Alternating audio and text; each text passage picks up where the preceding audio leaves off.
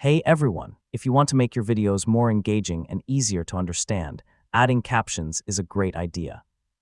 In this video, I'll show you how to add captions in Kapwing from start to finish in 2026. First, visit the Kapwing website and sign in to your account. Once you're logged in, create a new project or open an existing video that you want to add captions to. Next, upload your video if it isn't already in the editor. Wait for the file to finish uploading before moving on to the next step. Now look for the subtitles or captions option in the editor. Click it to open Kapwing's caption tools.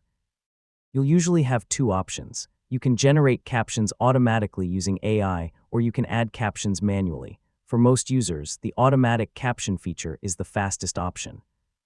After the export is complete, download the finished video to your device or share it directly using Kapwing's sharing tools.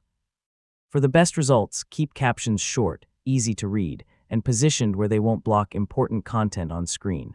And that's how to add captions in Kapwing in 2026. With just a few clicks, you can make your videos more accessible, professional, and engaging for viewers. Thanks for watching, and I'll see you in the next tutorial.